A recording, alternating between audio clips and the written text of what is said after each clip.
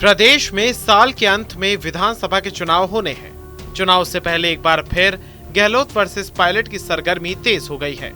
25 सितंबर को हुए घटनाक्रम के बाद आलाकमान ने चेताया था कि नेताओं को अपनी बयानबाजी पर लगाम लगानी होगी, मगर 25 सितंबर के बाद से कई ऐसे मौके आए जब दोनों ही गुटों के नेता एक दूसरे पर बरसने में कोई कोताही नहीं बरत रहे। हाल ही में मंत्री रामलाल जाट और मंत्री हेमाराम चौधरी के बीच वार पलटवार हुए, जिसके बाद अब प्रदेश प्रभारी सुखजिंदर सिंह रंधावा का एक बहुत बड़ा बयान सामने आया है।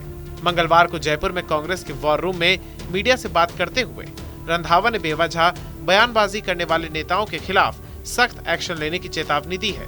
उन्होंने कहा, मैं बयान देने वाले नेताओं को बुलाकर बात करूंगा, क्योंकि मेरे से ज्यादा कोई सुन भी नहीं सकता है। बात सुनने के बाद भी अगर बयानबाजी करते हैं तो एक्शन लेना ही पड़ेगा। अब सरकार की योजनाएं लोगों तक पहुंचानी चाहिए और अब कोरोना का समय भी निकल गया। ऐसे में हमें अब जनता को जवाब देना है। आपको बता दें, 25 सितंबर को राजस्थान कांग्रेस के लिए वो दिन था जिस दिन पूरे देश ने कांग्रेस की कलह को देखा था। कांग्रेस में नेता जिस आलाकमान की दुहाई देते नहीं थकते, उसी आलाकमान ने सितंबर महीने में प्रदेश के सीएम अशोक गहलोत को कांग्रेस के राष्ट्रीय अध्यक्ष पद के लिए चुनाव लड़ने के लिए कहा था। ये बात खुद सीएम अशोक गहलोत ने कही थी, लेकिन उन्होंने राहुल गांधी को बहुत मनाने की कोशिश की, मगर वो नहीं माने।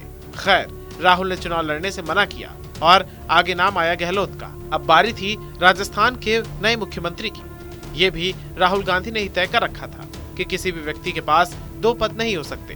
लिहाजा आलाकमान ने अपने 3 पर्यवेक्षकों को राजधानी जयपुर भेजा, जहां उन्हें कांग्रेस विधायक से बैठक कर सीएम के नाम पर चर्चा करनी थी। माना जाता है आलाकमान की ओर से सचिन पायलट का नाम लगभग तय था। बस बारी थी विधायकों से रायशुमारी की। यहाँ बैठक शुरू होने किसी भी नाम पर चर्चा से पहले ही सभी विधायक मंत्री शांति धारीवाल के घर पहुंचे। उसके बाद क्या हुआ, ये न केवल प्रदेश बल्कि देश की जनता ने भी देखा, और इसके बाद किस तरह से दिल्ली दरबार में माफीनामा हुआ उसकी भी गवाह बनी। इतने विवादों के बाद चेतावनी दी गई कि अब किसी भी गुट की ओर से कोई भी बयानबाजी नहीं होगी। अब उस घटनाक्रम को 7 महीने से ज्यादा का वक्त हो चुका है, मगर कांग्रेस के अंदर बयानवीरों की कोई कमी देखने को नहीं मिली है। अब नए प्रभारी रंधावा की इस चेतावनी पर किस गुट के नेता कितने शांत होंगे, ये तो समय ही बताएगा। फिलहाल कहा जा सकता है कि विपक्ष के पास भले ही कोई अन्य चुनावी मुद्दा ना हो, मगर कांग्रेस की कलह जरूर उनके लिए फायदे का सौदा साबित होगी।